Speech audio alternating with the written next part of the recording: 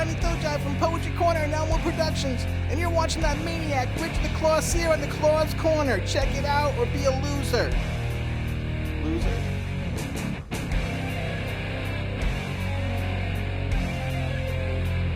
Welcome to the latest episode of the Claws Corner. Today's guest is the acting executive director of one of my all-time favorite places, Hamden Best Video Film and Cultural Center. Over the years, it has become a very cool spot to seek out the most eclectic films, as well as a beloved gathering place where performances, speakers, and other live events happen, alongside rows and rows and rows and rows of films that are both old and new. Several weeks ago, an email was sent that stated, "We are reaching out today with a very simple message. Best Video is in trouble. We need your help. If this nonprofit cannot raise enough money, it will most likely close." The goal was to raise $50,000, and so far the response has been phenomenal. So here to talk about all of that and much, much more is acting executive director, movie lover, and film aficionado, Raizine Bruton. Raizine, how the hell are you? I'm doing pretty good. And this is on me because I didn't tell you beforehand, but I have, since we last spoke, I've become the executive director. They voted me in, so. All right, congratulations. Thank you, thank you. Very well deserved. I've known you for a couple of years. I think you've worked there for about 3 years, somewhere around there. Yeah, and you are definitely the perfect person for that job. Thank you. Because we're going to get into I want to talk about Best Video first, but I want to get into your history afterwards, because you have a long history of working with movies. So first of all, as I mentioned in the intro, I said I love Best Video. I think it's been around 40 years, if I'm correct. Yep, this will be the 40th anniversary in May. Well, happy anniversary for that. And in the intro, I mentioned that the email was sent out. They were raising money. What's the status on that? I mean, so I think we put that email out on February 11th. We actually raised over 50,000 in like 6 days. So It's been pretty incredible. We're still doing the final count. I should have that like by, honestly, the beginning of next week. I should have the final count, but it's definitely over. The website literally says 54,000. I know we had a little bit more than that. So yeah, it's been incredible. Oh my God, I love it. And the email was only sent out to subscribers, is that correct? So there's a lot of the people that, I mean, it wasn't just, I did see some news reports on Fox News, and then there's some newspaper articles I read too. So there were other people that knew it, but basically this was just from the people that come to the video store all the time, the cultural center.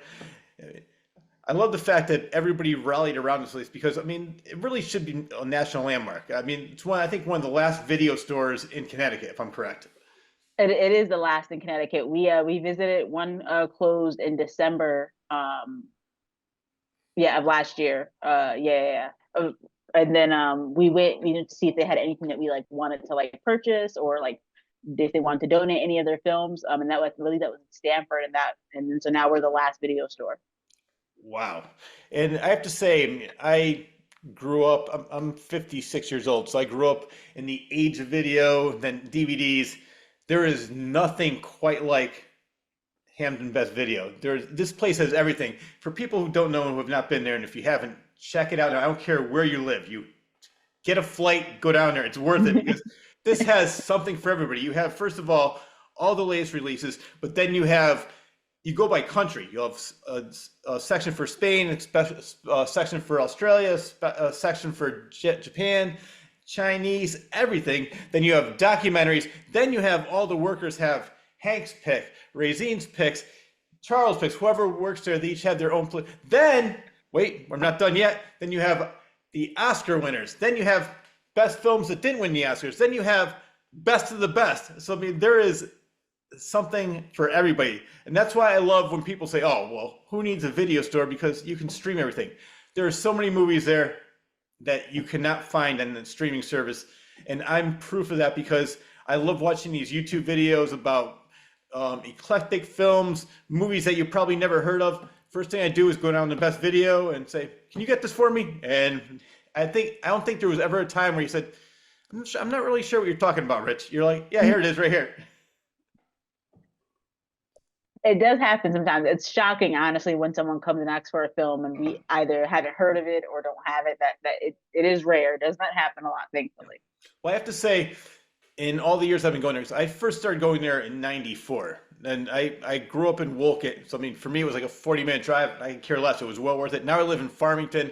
So it's still about a 40-minute drive. And I go there as much as I can.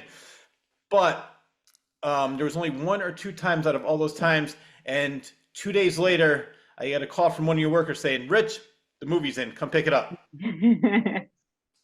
So even if you don't have it, you go get it, and I love it. There's a couple movies that I wanted to see, and again, it's not one of those movies that is easily streamed. It's not on YouTube. It's not on any of the platforms like Netflix, Peacock, any of those. And you're like, yep, I got it. I don't know where you guys get it and what you do, but you work your magic. Yeah, So that's definitely Rob. yes, it was Rob. So Rob, thank you very much if you're watching this. Uh, Also, I mentioned too, it's not only best video, but it's a cultural center. And I have to say, 2017 or 2016, somewhere around there, I was doing comedy, and I had a chance to do a comedy showcase there. I had the best time. The place was packed. Everybody had the best. This is when Hank was in charge.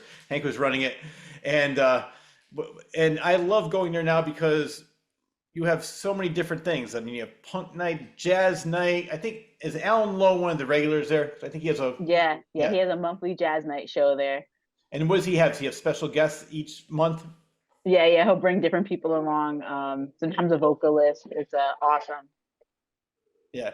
So who picks or if people are watching right now, if musicians, poets, authors are watching this right now, who can they reach out to if they want to perform there or get a showcase? So Hank Kaufman does our booking still, so you can just reach out to the executive director from a few years back, and he'd be able to book the shows. Yeah. Well, another thing too is I noticed that I'm not sure if it was you that was responsible for this. You're starting to collaborate with different places. So I want to talk about, was it Lyric Hall in Yeah, Westville? yeah. What's that and how'd that get started? That's been wonderful. So we said we will talk about it later, but I used to work at Criterion Mhm. in New Haven, so I'd always see the owner of Lyric Hall, uh, John Cavalier. So I really just knew him as a moviegoer, and we'd kind of talk about films that we enjoyed over the years. And then when I moved on to Best Video, he would come in every once in a while. And folks who had worked at Best Video for a while, Rob and Graham, had both told me a little bit about, like, in the past we wanted to show films there at Lyric Hall, but for one reason or another it fell through. And then one day I was telling him, hey, we're trying to show movies like in New Haven, trying to, like, do some outreach. And he was like, well, I have a theater and a space to show film. You should come and look at it. And I live in the Westville area, so I walk by that place all the time. But it was the first time I'd ever actually been inside. He also has like an antique restoration business, but there is a fully functioning, gorgeous, beautiful theater that seats about 50 people. And when we saw it, we knew immediately, like, there are so many amazing films that will look so great, like that. It's wonderful being able to show films at Best Video, and we're still doing that. But there is something very special about it. We just did last month. We did a Mulholland Drive, and it's just like, just the feeling of seeing a film like that in a theater like this, a movie about Hollywood, in a theater that feels very much like a Hollywood theater, was pretty incredible. So it's been wonderful so far. Yeah. Well, I'm with you too, 'cause I mean, unfortunately, movie viewing has changed over the years, and I am old school. I love seeing it on the big screen with a whole bunch of people that are into it. We're laughing at the same things. We're screaming at the same. Everybody's all into it. It's just one big community event, and it's just so much more fun. Plus, I love sitting back there with the bag or the big bucket of popcorn, large soda. It's just not the same when you're watching a movie on your phone. And I know everybody has their preferences, but I don't mind going out of the house. I want to get out of the house and just escaping for 2 hours or so. And I hopefully that movie experience never goes away. I know that it's getting worse and worse because especially after COVID, a lot of people didn't want to go back to the theater. But I'm one of those people that the first day that opened up, I was there and say, I want a ticket. Yes, yes.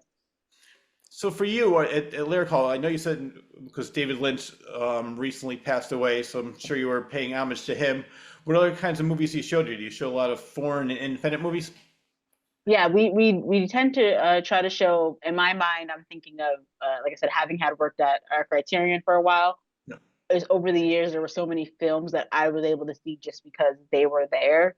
they had their like screening rooms. That was theaters 8 and 9. Yeah. So they would show a lot of foreign films, a lot of smaller independent films that you wouldn't see anywhere else. So a lot of times when we're trying to figure out movies to show there, I'm thinking like, okay, what's a film that would have shown in 8 or 9? That would have been amazing, but like folks just didn't always know about it. So I really try to think about that, or films that like would have went to the Criterion that we missed. So really, it's not all about me, but a lot of the times it's films that like I really would have loved to see on the big screen and I wasn't able to. So we showed Perfect Days because like for me when that came out, I wasn't able to really easily get somewhere to see it. So I was like, this is a chance to put a beautiful film with a beautiful soundtrack that should be heard, with a great sound system. Like this is how this movie should be seen. So we try to think of it like that.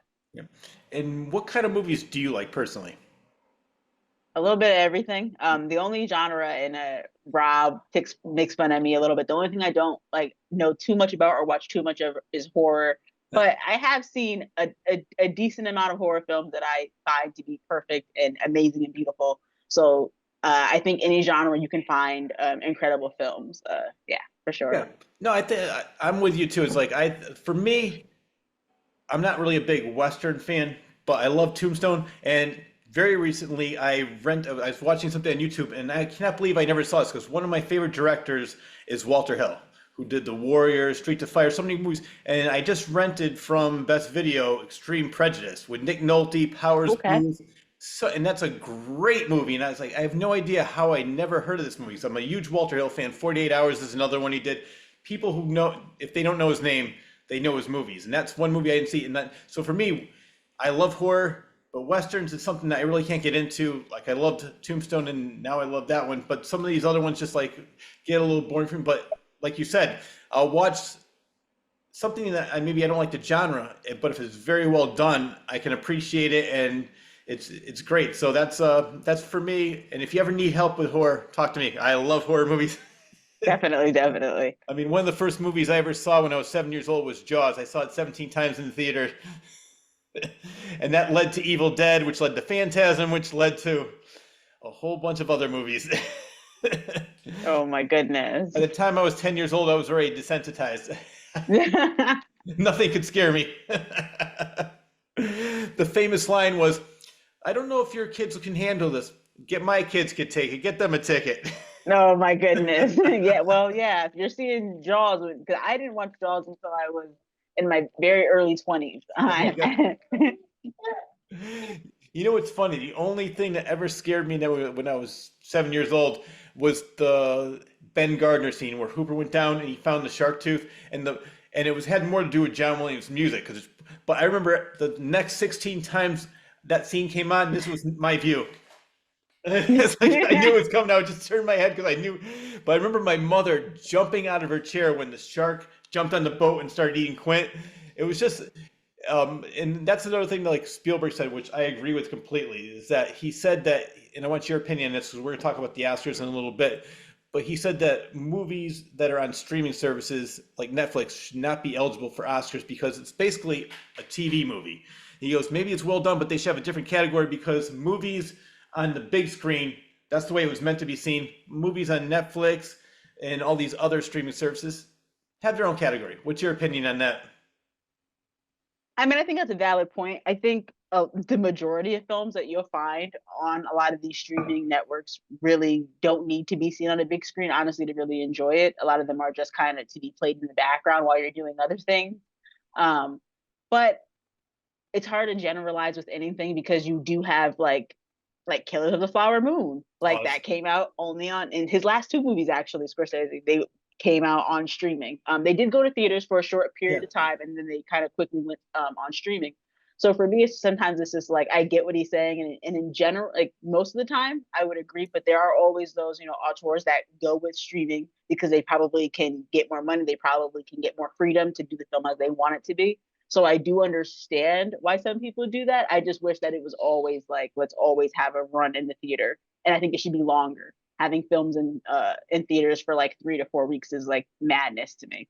That just makes no sense. Well, it's funny because in the 70s, when there was only one or two theaters at the very most, movies would be shown for years. I'm not even exaggerating. Jaws Oh my was in the goodness. theaters for 5 years. Star Wars was in theaters for probably even longer, and it was always sold out. It was always packed, Ah, always a line. I mean, so it's funny that now they have these auditoriums with 20 theaters in it, and a movie only lasts for a weekend or 2 weeks at the most.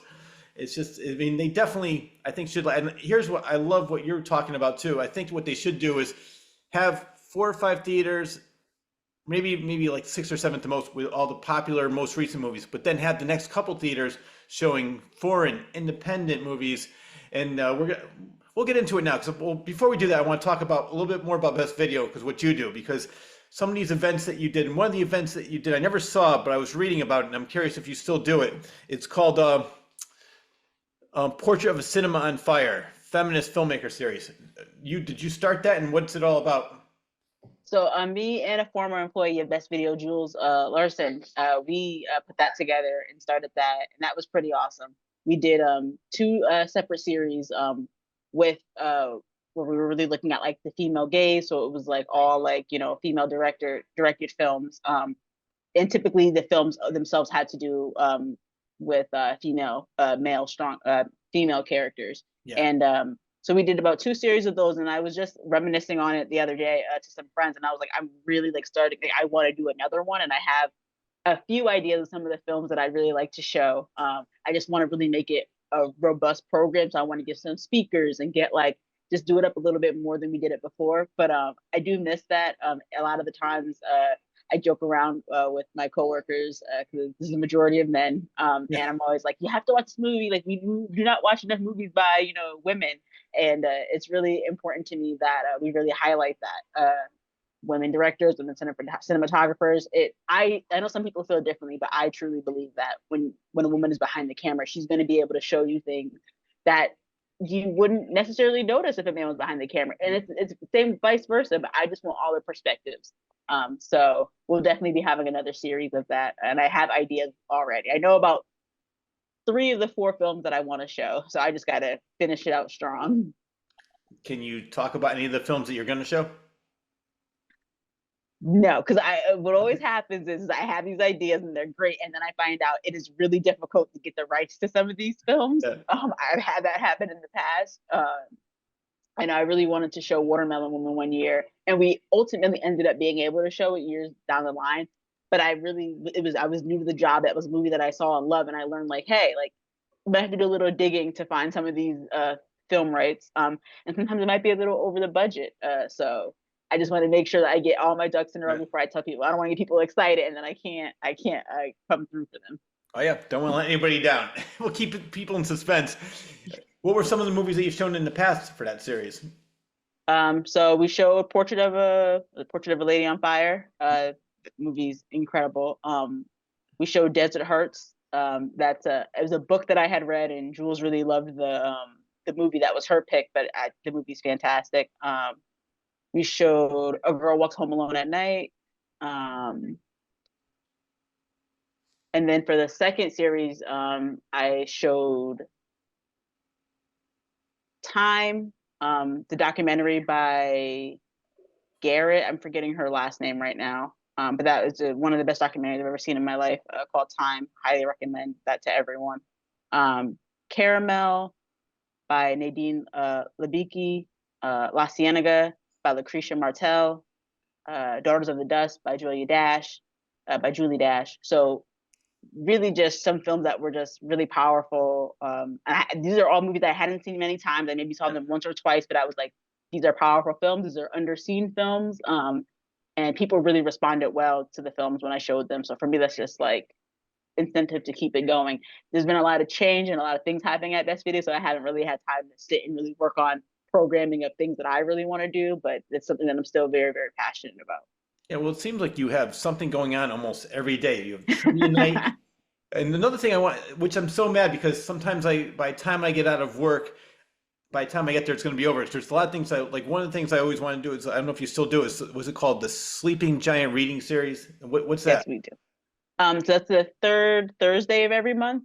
We have some, and not always local. Sometimes we do have writers traveling from like New York and other surrounding states, but just writers, they come, they'll bring their books to sell, and they'll do readings, and it's been really, really wonderful. Honestly, like I've had the writers tell me they really enjoy it, they want to keep it going.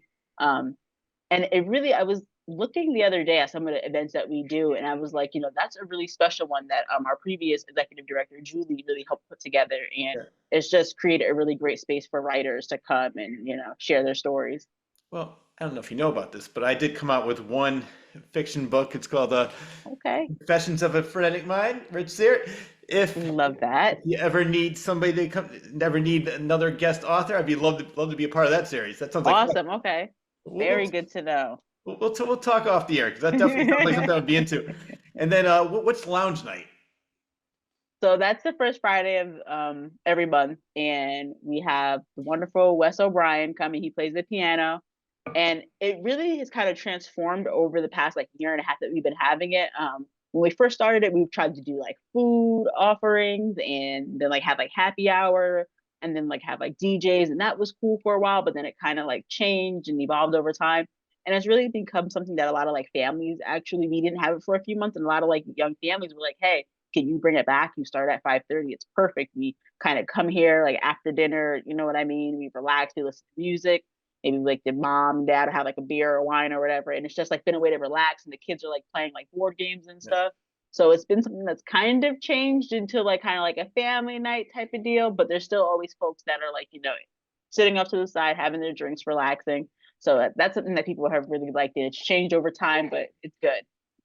Well, that's one of the things I didn't mention for people that want to go there. They do have a cafe and they sell alcohol, you sell coffee. I mean, so there's a little bit something for everybody, as I mentioned. So if somebody wants to have a couple drinks, watch either a movie or some music, listen to some music, you can do that as well. So that's another one. I think not the last thing I saw, but one of the things I saw, and I actually had him on the show with the person that put this together. Well, Gordon Bouchard, I've had him on the show, and he's doing a documentary Okay. on Best Video.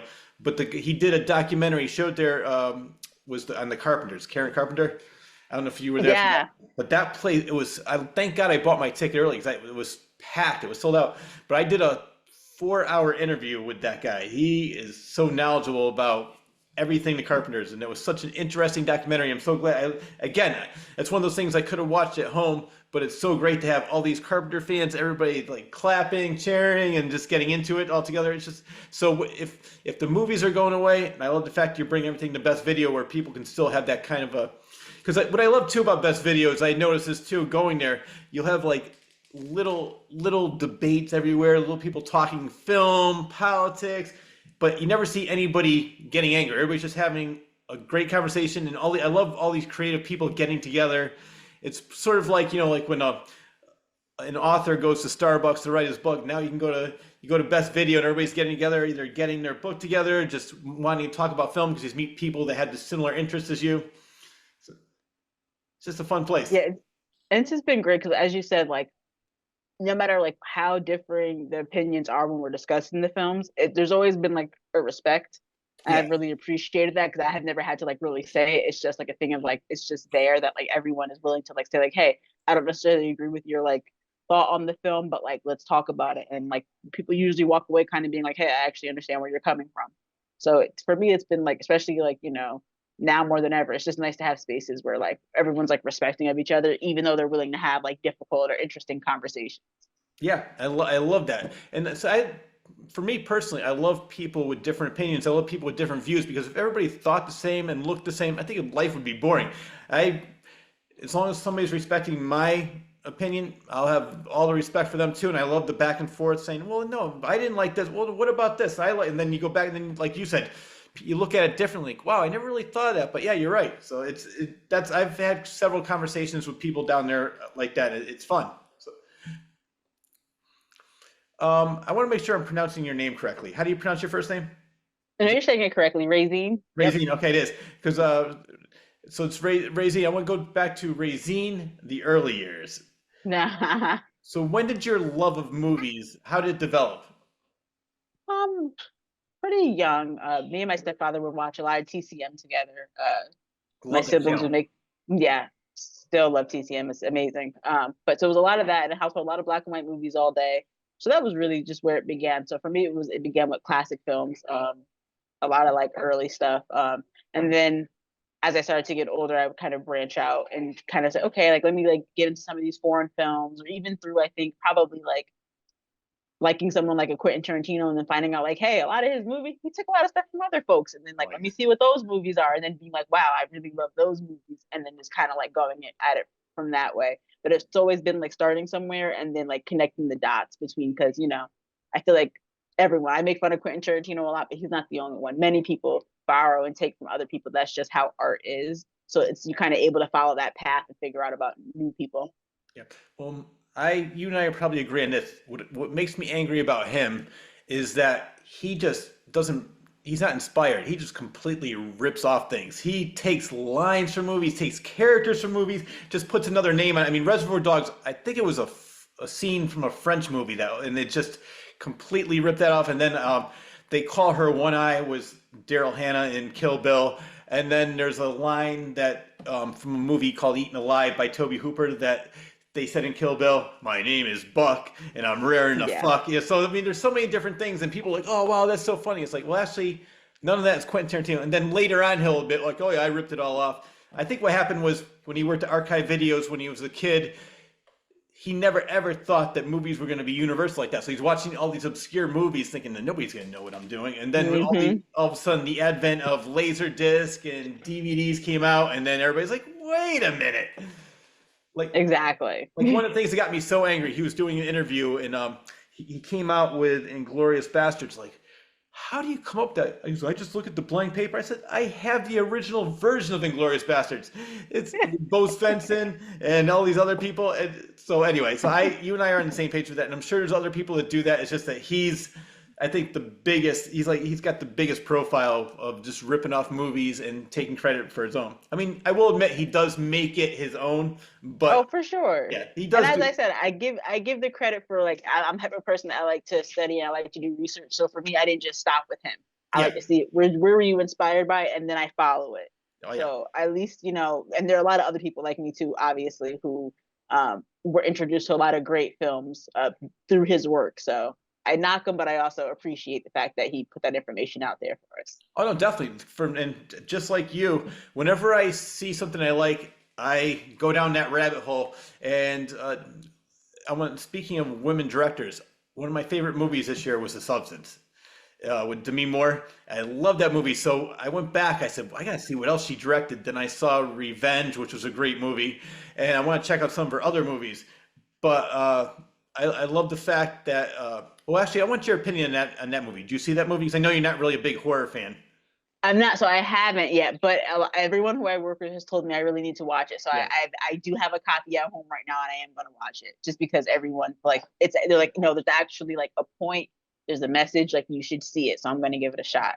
Yeah. What I thought was funny, I want your opinion after you see it, was people were saying, "Oh my God, this movie is so sexist." I said it was written and directed by a woman. So, and it was basically just showing, without me giving anything away, it's like trying to regain your youth. That's basically what the whole plot of the movie is, but there's so much more to it. And then I want your opinion on the last 25 minutes of it. I cannot wait to see. I want to talk to you when you see it. Oh, for sure. And another one too is I can't remember her name, and you're gonna remember. I think it's called Titan. Titane. It's a woman that gets Oh pregnant by yeah. a car. It's Yep. Her first name is Julie, but yes, I forget her last name. yeah. Yeah. But she's another one. When I after I saw that movie, that's one of the things I loved about COVID in a way, because there weren't a lot of, when the movies started to open back up, they weren't showing a lot of big releases, so they were showing movies that you would normally never see in a theater. And that was one of the movies I saw in the theater, was Titan. And I saw these couple, they were showing more, at least in my area, I live in the Farmington area, so in Plainville, they were showing more foreign and more independent films. And that was what, she's a director. I went back, I said, I gotta see this. And then she came out with another movie where if they were vegan or something, they had a piece of meat and they became rabid. It was a great movie. Nice. I got that from Best Video, in case anybody's wondering. So you mentioned you were watching TCM. I want your opinion on this, because years ago I met Carly Simon because she was at AMC and she was promoting an album because she was against the colorization of classic films. What's your opinion on that? Yeah, I don't like it. Right. I sometimes I collect VHS, so sometimes I'll like grab a VHS to the title, and I'm excited. And then I'll realize when I get home that it's been like that happened with His Girl Friday, and it just looked very strange. I've never seen it done in a way that I thought it enhanced the movie. It never made it better for me, so I don't really see the point in doing that now. Yeah, no, me too. I love it the way it's, I mean, perfect example is I'm not really a diehard science fiction fan, but I did like the first three Star Wars, which is actually four, five, and six. But then when George Lucas kept going back and over doing and inserting the new actors into the old movies, I said, just show it the way it came out. I mean, I'm always just like Close Encounters. Close Encounters is one of my all-time favorite movies growing up. And then when they came out with the special edition and added the ship, and I have the DVD, and I always watch the original movie. Like I guess with that, I'd be a purist, and with same thing with the classic movies. I want to see the black and white. I don't really, because the colorization looks to me is just so phony. The colors are too bright. They just don't really look good at all. So I'm with you on that one. But yeah, I'm so glad that Carly Simon she was on, I think, a little tour of all the theaters promoting that, trying to get him to stop colorization in the movies. It was funny. So I mentioned that you've had a long history with movies. So you started TCM with your stepdad, and then Criterion Cinemas, which I used to love. It's another one I would drive 40 minutes. It was in New Haven. Great place. You worked almost a decade there. So you've had on and off. Yeah. It was always the job where I was like, okay, let me put my 2 weeks in after being here for 3 years. And then I'm like, all right, I could go back. I loved it. They loved me. So I kind of went back and forth maybe 3 times or so. But that was always been, I love that job. And I am still really good friends with a lot of the people who I worked with there. And that really was able to introduce me to so many films that I would have never, ever watched. I'm not huge on documentaries, but in the screening rooms, it was a DVD disc. So a lot of the times it's like, oh, if we're all working late, and it's like, hey, can you just watch this screener just to make sure it plays through? And I'd end up seeing some amazing documentaries that I never would have watched on my own. And also just meeting people in New Haven who loved film, people who were traveling to New Haven because we were the only ones showing certain films. So it just was an incredible experience. It just was fun being around movies all the time, being able to, when we close up, hey, let's stay and watch a movie. I don't know how many times I've stayed and watched. I watched Do the Right Thing for the first time. I don't know, maybe 6 years ago. And it was because it was an empty theater while other people were watching other movies. And I was like, can you throw it on for me? And I was able to watch that movie by myself in a theater. And it was just incredible. So there was a lot of those experiences over the years. Yeah. I think my best and probably most fun experience at Criterion, because you had the midnight movies where you'd show cult classics. And I had I would just go there, just like you. I'd see so many movies that I had no idea what they were. And one was The Room. I said, they're like, do you have your spoons? I said, what do you mean? You're going to need these. And somebody there gave me a whole thing of spoons. And at that time, you were showing it once a month. I was there every month seeing that movie. I love that movie. It's, for people who don't know, I'm sure most of the people watching this do, but it's sort of like a Rocky Horror Picture Show type where people scream at the screen, throw things, and there's cues that, there's an example would be there's one scene where he keeps trying to catch his wife cheating, so then everybody's doing the Mission Impossible thing. Dun, dun, dun, dun, dun, dun. I love that movie, but that was probably one of my favorite experiences there because everybody was into it. Everybody knew the movie. Everybody knew all the lines that they were supposed to scream and yell. It was just so much fun. And then another one's I've seen The Warriors there, Clockwork Orange, Lolita, Army of Darkness. So yeah, there's so many things that Criterion did that no other theater would do. Yeah, that was incredible. The like you said, I've seen some amazing films on the midnight and in the mimosas, on the Saturday and Sunday mornings. I would go and see movies on the waterfront. It was just incredible. It is heartbreaking that it's not there anymore, honestly, because I just don't think you could replicate that. Just how they did it right for a long time. But there's a lot of changes, as we talked about before, COVID and things like that. I get why it wasn't able to survive, but for me, that just then brings home the point of why we need places like Best Video to fight through and make it, because it's rough right now for the film industry. Yeah, unfortunately. I mean, I want to say back in the 80s and 90s, there used to be so many cool places. York Square Cinemas in New Haven was a great place. And then there was Cinema 1234 It was somewhere in the area. And then in Hartford, there was Cinema City. I used to go there all the time. That was another place. But other than that, there was not really a lot of places that would show. But the funny thing was, is there were always, maybe in the very beginning, like you said, around COVID time, it started to dwindle a little bit. But there was always an audience. There was, for me, it wasn't always packed, but there was always people there that wanted to. I think right now the only thing that I would consider with show movies like that is Real Artways in Hartford. But the only thing I don't like about that is that they show a movie for a weekend, then it's gone. So if I'm working that weekend or if I'm busy, I miss it. So that I wish that they had a little bit more time to show and keep it in the theaters a little bit longer. So one of the things I did read, I'm interested in this, was that it said in doing my research on you, during your downtime at Criterion, you would write scripts. Oh yeah. Because So there was a lot of free time. So let's talk about that. So what have you written? um just dramas, like only two, but you get, being around all the film and talking about film all day, you definitely get inspired, and you kind of like, okay, maybe I could do this. So yeah, no, I'm very proud of it. They're very good, I think, in my opinion, and I've made many people read them.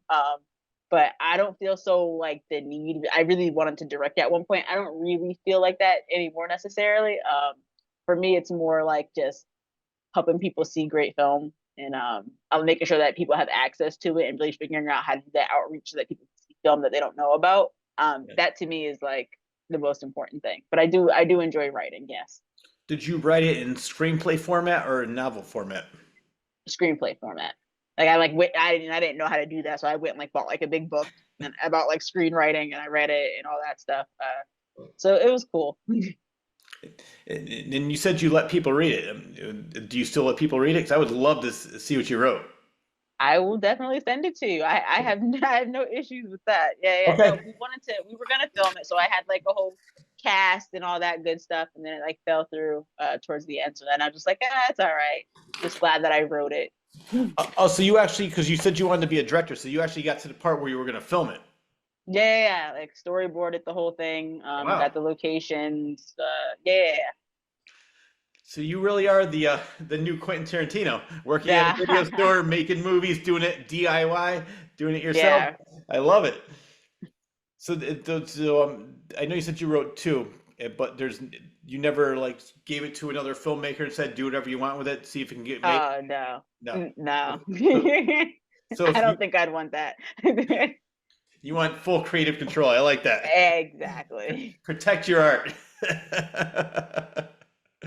Um, let's see. I want to talk about the what for now. Like since Criterion's gone, are there any movie theaters or any places that you can go to that besides Beth Video that you can see movies that you want to see, like foreign movies, independent movies? Is there anything? Do you go? Because I know there's some places in New York. Do you go that far to if there's really something that interests you? Sometimes I haven't in a while. I haven't been to New York to see a film in over 2 years, so I'd really actually like to do that very soon, because they're really the only ones who. I know there are other places, but Yeah. they show a lot of the film that I would like to see. A lot of their older film, like I said, I'm a big classic film person, and there's a lot that I haven't seen or that I never got to see on the big screen. So that's a big thing for me. But there's still like a Cine Studio, I believe that's in Hartford. Yeah. Rob's always telling me like, hey, let's all take a trip and go see that. So there are places around that do show like type of films that I like to see. It's just not always easy for me to get out there. It's just like Criterion was just like perfect. It was just so convenient for my location and being in New Haven. Yeah. It just was like close. And I mean, I have gone. I went to see Baby Girl in North Haven. I Yeah. actually was surprised that was in North Haven, honestly. But so I was able to see that there. But yeah, I don't make it out to the theater as much as I would like to. That's for sure. All right. Well, what's your opinion on that? I love that movie. Oh, I thought it was amazing. Yeah. I thought it was so good. Nicole Literally, Kidman was I great.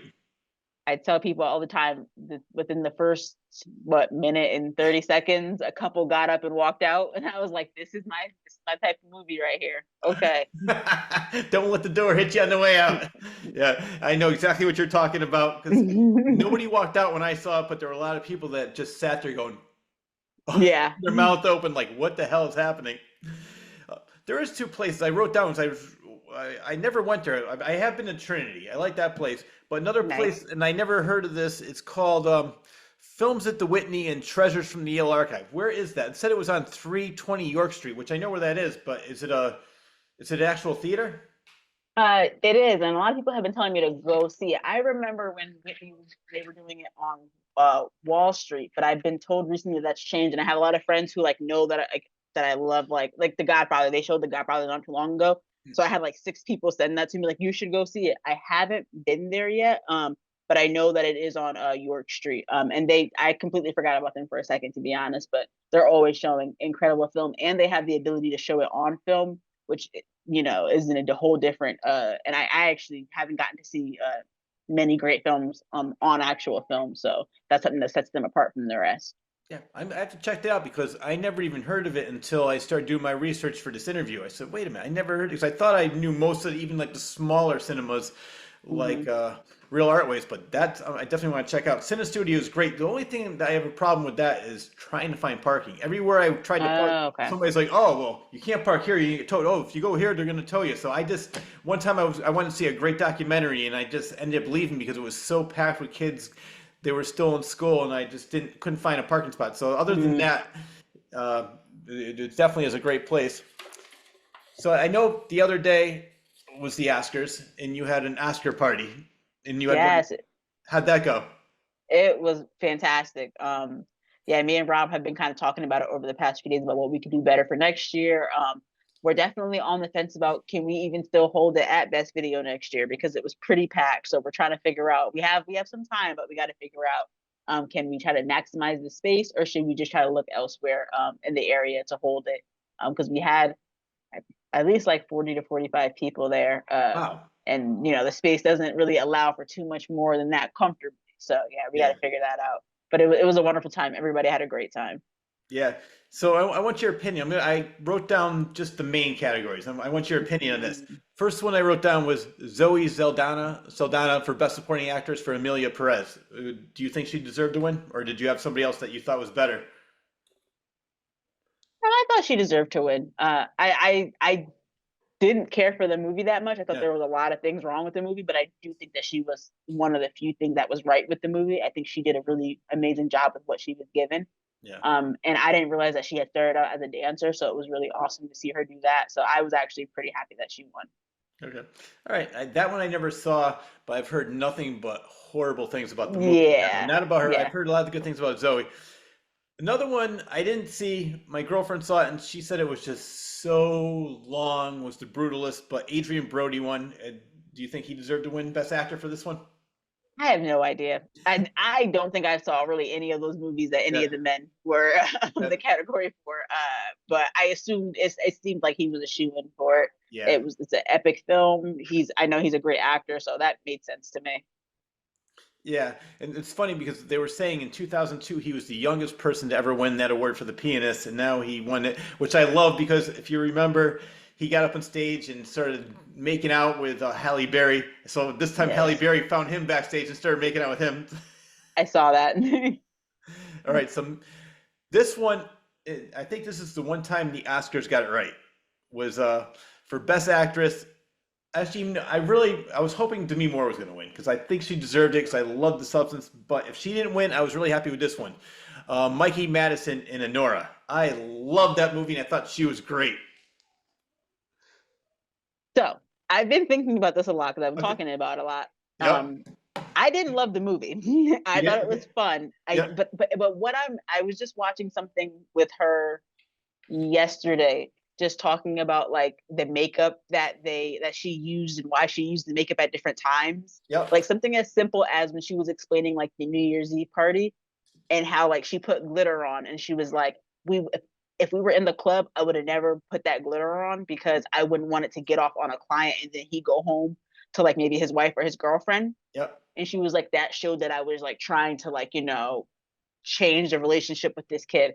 And I think maybe for me, and also I watched it at home and I know for a fact, because I've done it before, I've watched films at home and then had the opportunity to watch them in theaters.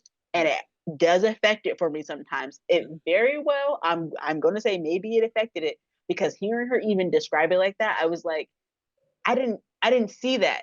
when I'm sitting on my couch at home and I have a young child at home, so I'm paying Yeah. attention to her too. I didn't feel that, and I'm like, wow, they put a lot of thought into that. Maybe I need to revisit this. So I'm not gonna lie, night of, I was like, oh, I didn't want her to win. Yeah. Oh, I didn't really love the movie. But even like hearing like the artists themselves like describe the process that they did for the film, it kind of is like, wait a second, like it's deeper than like what you think sometimes. And I do think in that case, watching it at home probably didn't help.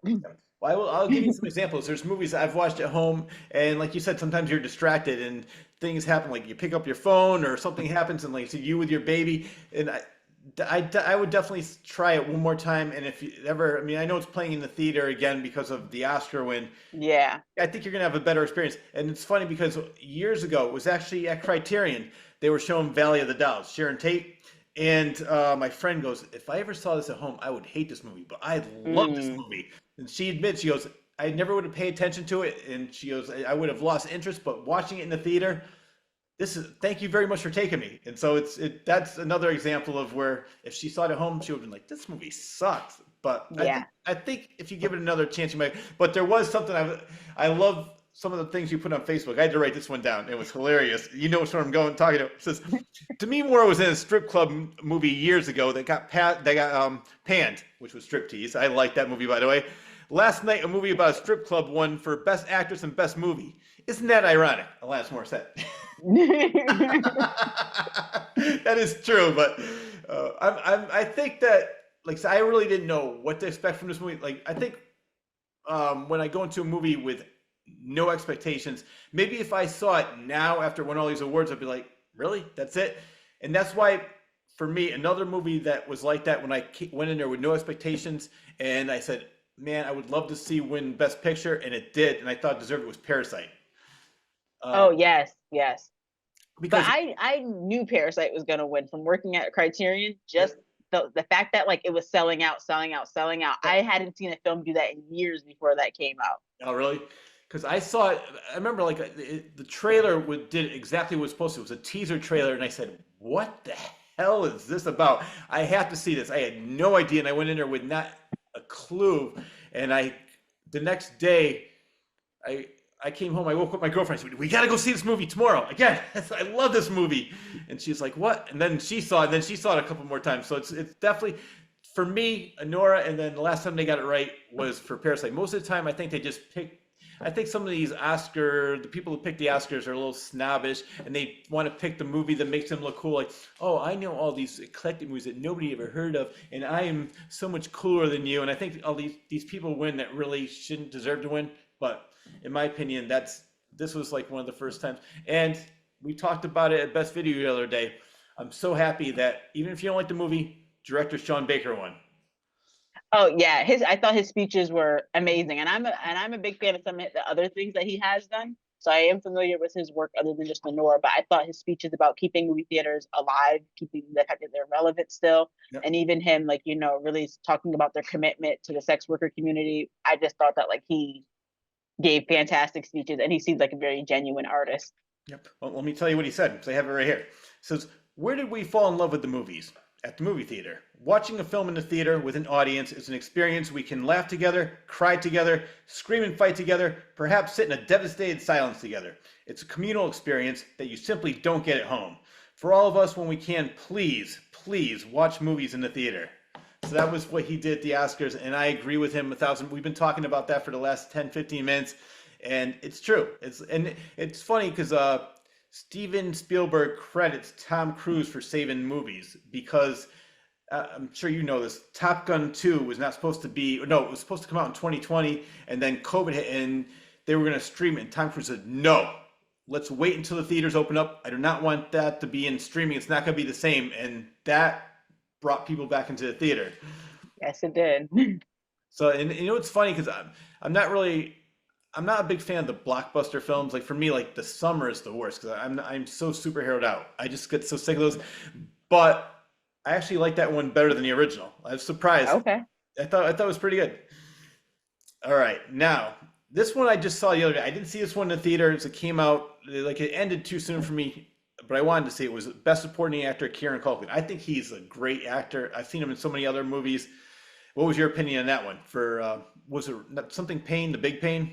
A Real Pain. Real Pain, sorry, Real Pain. Yeah, the movie was I great ha- too. But I haven't gotten a chance to see it yet. I'm looking forward to watching it. We have it on Blu-ray at Best Video, so I will be renting that. I like to. The difficult part about that was that I would like to like let people rent it, so like it rents so much that I haven't been able to take it out. So that kind of happens with some of like the more popular films that got nominated.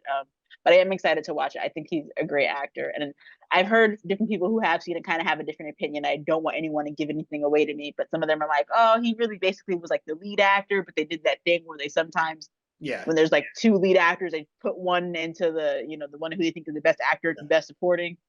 So I'll see if I think that's the case, but I am looking forward to watching it.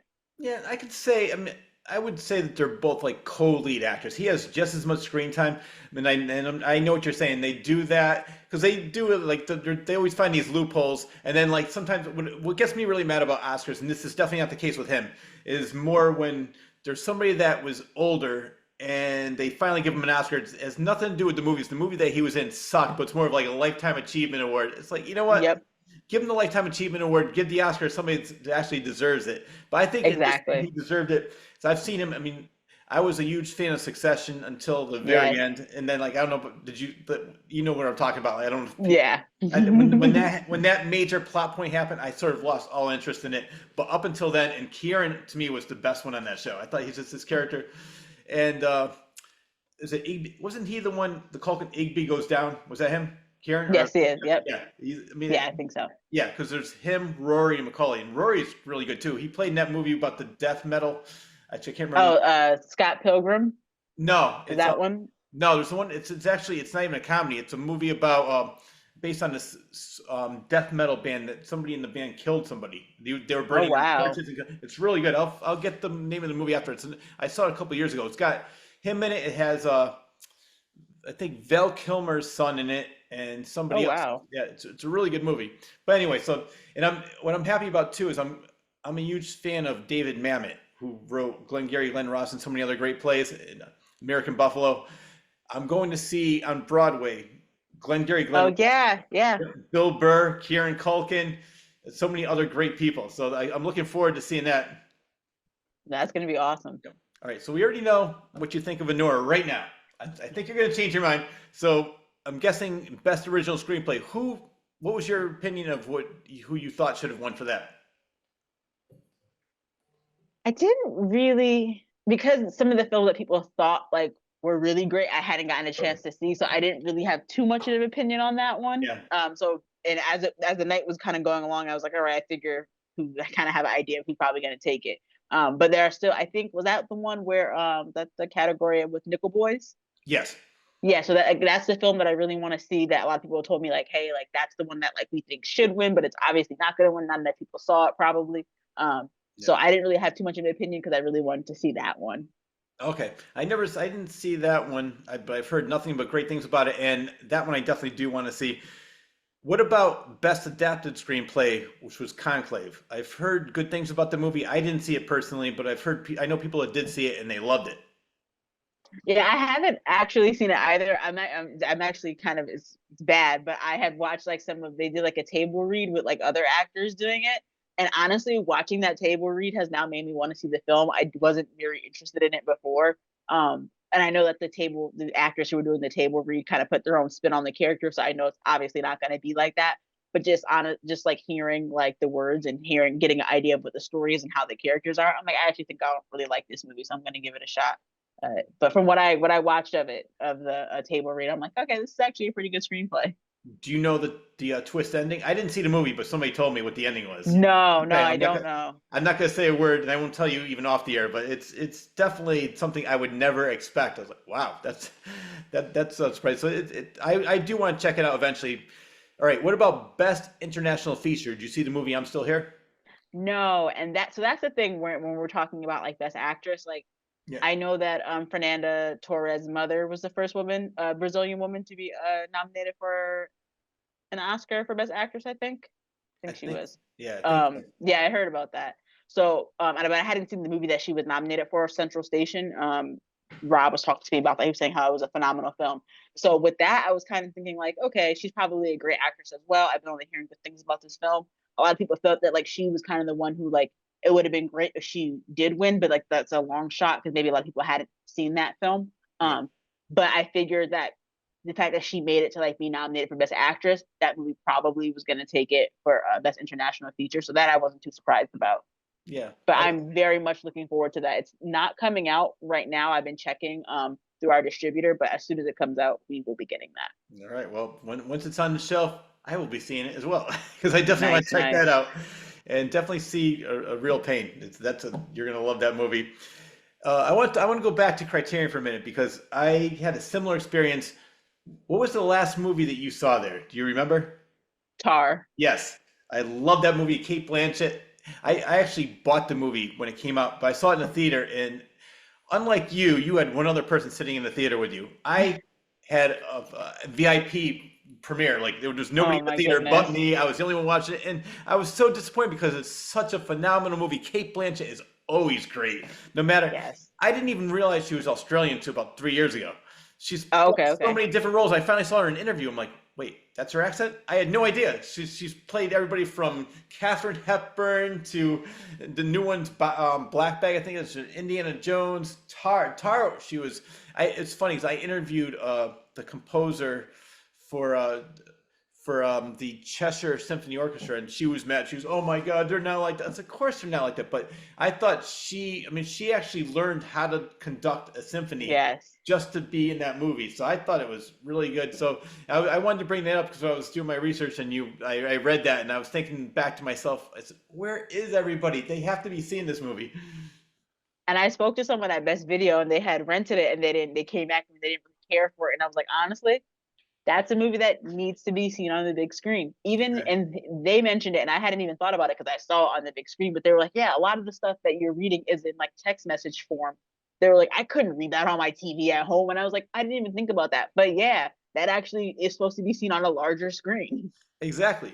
I I think I mean I know the people the way movies are like it costs a lot of money too. Plus for me, I'm for AMC anyway. I'm not sure what other theaters do. They have something called the A list where it's $25 a month and you get 3 movies a week every week on any platform. You can see it in IMAX, you can see it in digital. And one Mm. time I didn't have the subscription to it. I bought one movie. It was $19, and I said, "Wait a minute." So basically, if I use the $25 once, I get my money's worth, pretty much, or twice. So it's well worth it, and I think every movie should be seen on the big screen. And if you have to see it on TV, but just it's not the same. I agree. And if you're going to see a movie, go to Best Video because they have everything there. Yes. Is there anything, I know it's getting late, but is there anything that you want to promote before we go? Yeah, so definitely Lyric Hall on the third Tuesday of every month. We show a film there. For this month, we're going to be showing. We're doing the Monster March theme, so we'll be showing Possession, which I chose that film. I love this movie. I think it's a movie that 100% needs to be seen on the big screen, and I've only ever been able to watch it at home. So I'm very excited that folks are going to be able to see it on the big screen. Um, and we have some benefit shows happening this month to support us. We had them planned when we first started the campaign. And even though we were able to raise the money very quickly, a lot of the artists still wanted to come together and help support us. So on the 23rd, we will have our first benefit show with Irish music at Trinity Bar and Grill in New Haven. Ah, And we'll have another one posted on our website, but we just have to get some of those all the information in before I could let everybody know about that. But I'm very excited about those events happening. well, there's one thing that I'm excited about, and then the interview is not going to be released until after it comes out, but it's cartoons and bad cereal. Yes, yes, yes, yes, yes. That will be March 15th, 9:30 a.m. till 11. We'll have cereal and we will have lots of cartoons for everyone to enjoy. I know people are always like, that's for kids. And I'm like, no, I do something for everybody. I typically will show things from like the 90s and like the 2000s. Yep. Things that'll still captivate the young people, but will remind all of us older folks about like what we watched growing up. Yep. Well, I like I mean, especially the cartoons they make now. They're great when one level the kids are laughing, and then another level the adults are laughing because they have all the double entendres, so the kids have no idea what the adults are laughing at. Those are the best cartoons, and I think a lot of the newer ones are like that. Yeah. Yes, I agree. So I'm definitely looking forward to that, and I try to get there as often as I can to see the all the different events because I've seen so many great bands there. I've seen so many great poser, and what I love is during the summer you do everything outside. That is great. You just clear out the whole parking lot in the front. Everybody has their lawn chair out, and they're playing music. It's so much fun. No, we love that. It's awesome. Well, Raizine, it was so great having you on the show. Thank you very much for coming on. Congratulations on being the executive director. Like I said, well deserved, and I love going there. I love talking movies with you, and your knowledge of you have so much knowledge on film and everything else. So thank you very much, and please come back anytime you want to promote something. Oh, for sure. Thank you for having me, and I definitely will be back. This was great. All right, I loved it. All right, well, that wraps up the latest episode of the Claws Corner. A huge thanks goes out to the executive director, movie lover, and film aficionado, Raizine Bruton, for taking time out of her extremely busy schedule to be a guest on my show. You can see how busy and all the things she's doing. I also need to thank editor extraordinaire John Bristol of the award-winning Elmwood Productions for always doing a superb job editing this show each and every week and making it available to all on YouTube and Patreon. I am also extremely grateful to Rob Bull and Dale Coles for all they do to make my show available on Spotify, iTunes, Amazon Music, Audible, iHeartRadio, as well as a local cable station in Waterbury, Connecticut. And lastly, but definitely not least, I need to thank you, the viewer, for always tuning in. Enjoy your day, everyone.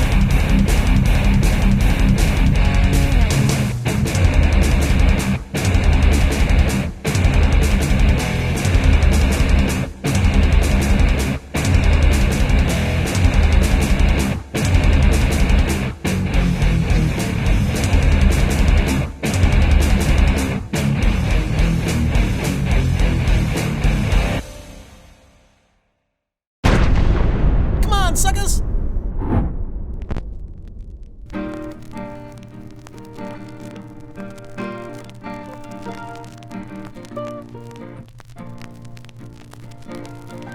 All of a sudden I hear, brim, brim. What's a diaphragm again? Ha! We caught one. They're supposed to be weird. Oh, yeah, no. If you say so. I've always wanted to be in a movie. Waiting around for autumn, waiting around for autumn. I was watching the TV, I was watching the TV, yeah.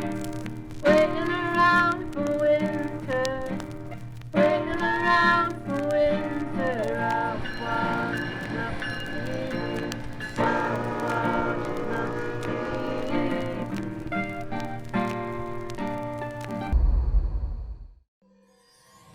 From the frenetic mind of author Rich Sear. 5 terrifying short stories, now available in one collection.